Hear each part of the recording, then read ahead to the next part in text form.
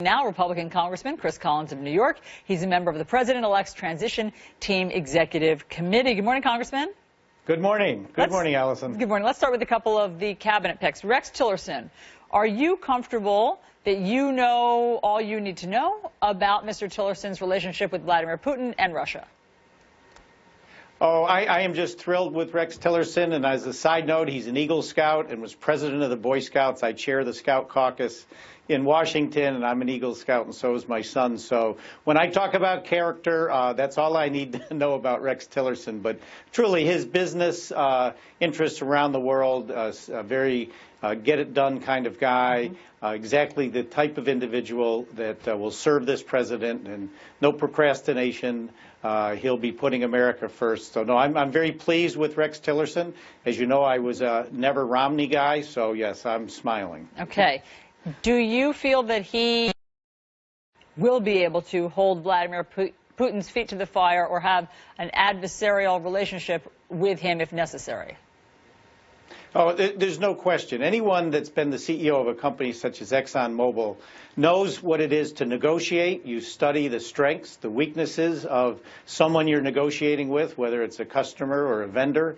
You strategize on how you're going to ultimately end up succeeding in what you're attempting to do, and in this case, putting America's interests first. So as a skilled negotiator, someone from the private sector spending a lifetime traveling the world and dealing in other parts of the world, I think Rex Tillerson's just a great pick. Congressman, do you doubt that Russia meddled in the U.S. election? I suppose we'll never know, but, you know, if we want to stipulate that they did as far as hacking and releasing emails, if you want to stipulate that, that's fine. I don't think we should continue investigations because at the end, what do we really accomplish? We need to unite the country. People who are calling Mr. Trump the Electoral College president, you know, that's insulting to our democracy. Yeah, but Congressman, this is different. I mean, you're saying that, if Russia meddled and they hacked into the DNC, well, so be it. We'll never know, and I guess that we'll just move on and that's okay. Well, there's nothing we can do to change it. The truth came out. I should say the people that are aghast at what happened, it was really the lies, deceit of the DNC and the goings-on relative to the DNC's favoring Hillary over Bernie. Who knows?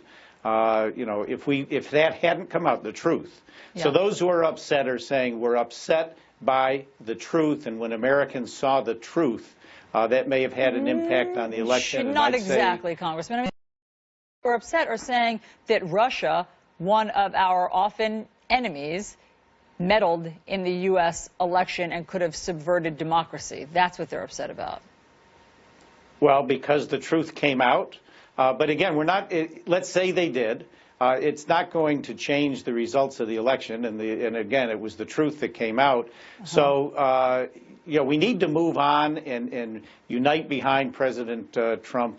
You know, again, what would you do? So it comes out and it is determined they did. What's the action you take? Well, there is no action you can take. So you don't do anything. So you think that? But I want your point on this. So you don't think what could we do? What could we do? You don't think that our president should retaliate somehow? Should make our great displeasure known somehow? Should say that that's unacceptable somehow? I mean, it sounds like you're saying we just accept it and move on.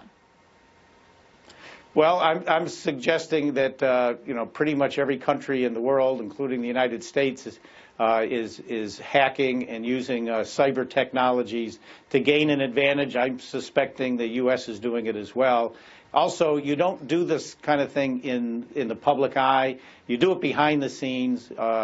If you're going to take some steps and send a strong message, I don't think you do it on a newscast. You do it. You let the other side know it's happened, what the repercussions are.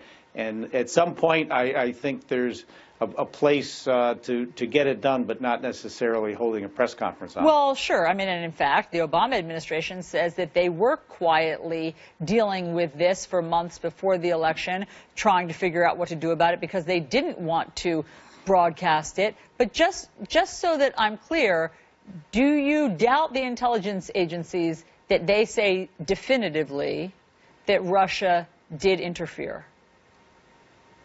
Oh, I'm not going to doubt intelligence agencies that said that would say Russia was hacking.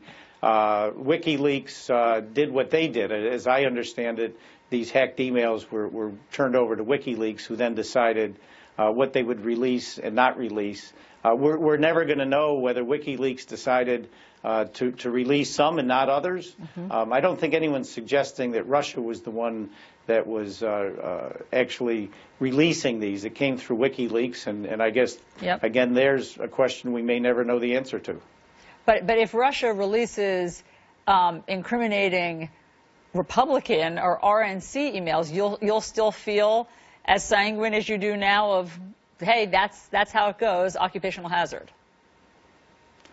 It is an occupational hazard, but I'm a little tongue-in-cheek sure that there was nothing that would have been harmful with the Republican emails. Oh, boy, Congressman, oh, boy. A little tongue-in-cheek. Okay, we shall see if anything ever is revealed on that front. Congressman, thanks so much. We appreciate you being on New Day. Okay, Allison, good to be with you.